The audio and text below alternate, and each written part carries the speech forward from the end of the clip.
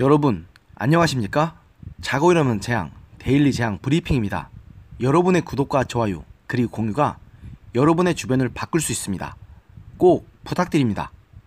지난 개천절에 서울 도심 일대에서 열렸던 우파 진영 인사 및 단체가 결집한 대규모 집회 다들 기억하시죠? 당시 도심에는 수백만의 인파가 몰려서 광화문부터 서울역까지의 도심 일대의 도로를 가득 메웠습니다.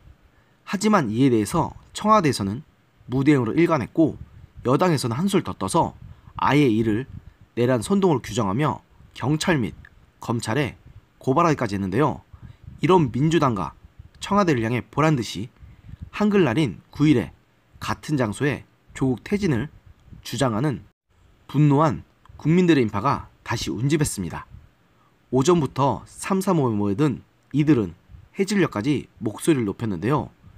집회 현장과 1km 남짓 떨어진 청와대에서도 건물 밖에서만 나서면 시위대의 소리가 들릴 정도였습니다. 이날 문재인 대통령은 아무런 외부 일정 없이 청와대에 머무르면서 휴식과 업무보고 청취를 병행했다고 전해지고 국가안보실 관계자들은 대거 출근해 회의하며 북미 대화 후속 작업을 검토했고 다른 참모들도 통사 업무를 봤다고 하는데 이들 귀에도 분명 이날 시위의 목소리가 들렸을 것입니다. 그러나 청와대는 지난 개천절 시위에 이어 이번 한글날 시위에 대해 별다른 입장을 내놓지 않았습니다. 청와대 관계자는 집회와 관련해 청와대가 내놓을 입장은 딱히 없다고 말했고 또 다른 청와대 관계자는 서초동이든 광화문이든 집회를 청와대가 어떻게 할 수 없지 않냐, 국회는 국회의 할 일을, 청와대는 청와대의 할 일을 하면 된다고 말하며 애써 해당 집회에 대한 논평을 회피하는 듯한 모습을 보였습니다. 실제로 청와대에서는 문 대통령이 7일 수석 보좌관 회의에서 정치적 사안에 대해 국민의 의견이 나뉘는 것은 있을 수 있는 일이다, 국론 분열이라고 생각하지 않는다라고 한 외에는 집회와 관련한 언급을 꺼리는 분위기입니다. 노영민 비서실장이 주재하는 현안 점검 회의 때도 집회와 관련 대화는 거의 오가지 않았다고 합니다. 이쯤 되면 애써 현실을 부정하는 모습으로도 보여서 참 애잔하다는 생각이 듭니다. 그러나 이는 대규모 서초동 촛불 집회 이후의 대응과는 상당히 대조적인 모습입니다.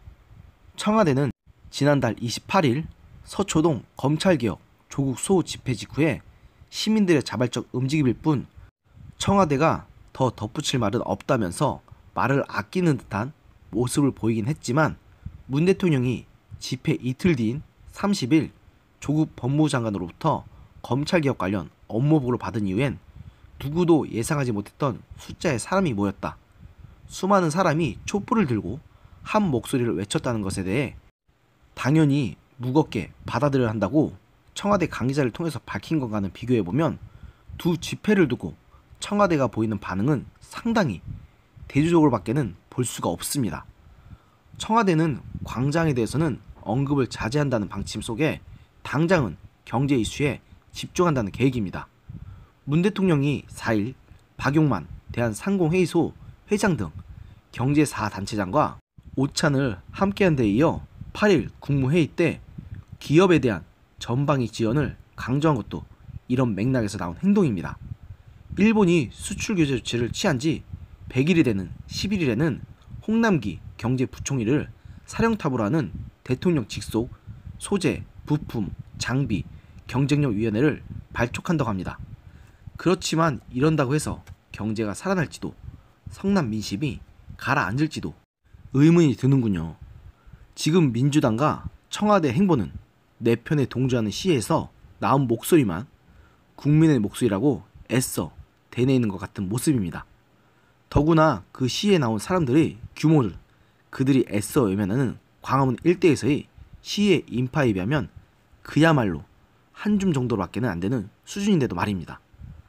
속된 말로 화장실 가기 전의 마음과 다녀온 뒤의 마음이 다르다고는 하지만 이쯤 되면 대선 때 했던 말은 그저 자기 편을 들어주는 지지자들만을 위한 사탕발림에 불과했다고 밖에는 볼 수가 없습니다.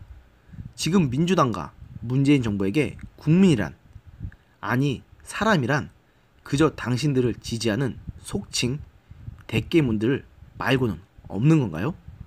그렇지 않고서는 청와대와 민주당의 저런 비상식적인 이중성을 이해할 만한 방법은 없습니다.